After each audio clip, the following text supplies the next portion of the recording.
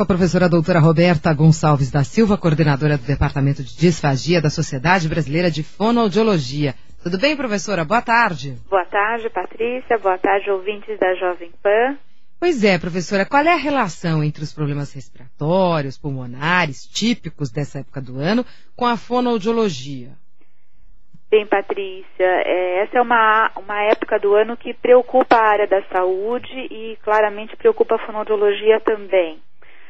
Nós temos aí problemas respiratórios que acontecem com frequência e isso acontece na população saudável e nós temos que olhar também a população neurológica, não é, Patrícia? Que tem várias dificuldades, inclusive um fator de risco muito grande para essa época do ano, que é a disfagia orofaríngea. Entendi. Agora, uma pessoa que pega gripe, um resfriado, e a questão evolui, demora muito para passar, ela pode ter problemas com a voz, por exemplo? Pode, Patrícia. A voz, na verdade, ela faz parte desse sistema respiratório. Então, você acaba tendo alterações não só na sua voz, né, Patrícia, mas na sua comunicação como um todo. O outro lado dessa questão é como essas outras pessoas portadoras de dificuldades acabam tendo dificuldades para se alimentar, por exemplo, porque levam a comida da boca, deveria ir até o estômago, mas elas podem cair no pulmão.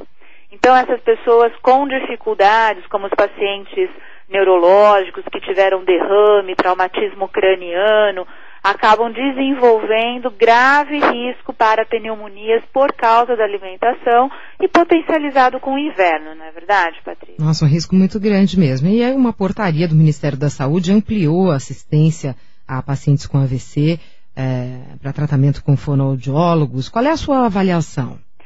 Olha, esse foi um grande ganho para a fonoaudiologia. Nós vemos o Ministério da Saúde nesse momento bastante envolvido com a questão das áreas interdisciplinares. A Sociedade Brasileira de Fono está bastante contente, não é, nesse sentido, e é uma preocupação do Ministério aí com a assistência ao paciente pós-AVC.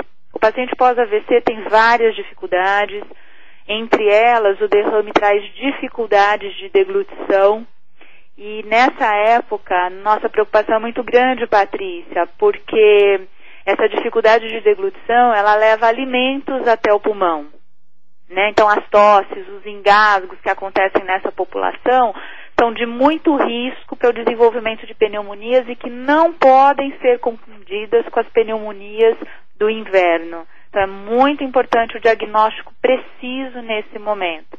E o Ministério vem ajudar com essa portaria, não é? Uma assistência diária que exige a participação de um fonoaudiólogo, onde exista o atendimento ao portador de AVC. É muito importante. Bom, uma outra questão aqui, só para a gente encerrar, professora, a pessoa que trabalha com a voz e é atingida aí por problemas típicos do inverno, o que ela deve fazer para minimizar o estrago? Nós costumamos dizer que o mais importante nesse momento é um diagnóstico exato, médico, para que a gente possa entender primeiro o que está acontecendo nas questões da voz, né? O tratamento fonoaudiológico para a área da voz, ele depende bastante desse diagnóstico.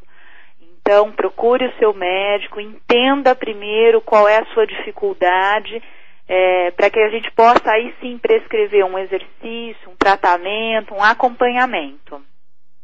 Perfeito. Nós ouvimos a Roberta Gonçalves da Silva, ela é professora doutora, coordenadora do Departamento de Disfagia da Sociedade Brasileira de Fonoaudiologia. Muito obrigada pela atenção, uma ótima tarde. Obrigada, Patrícia.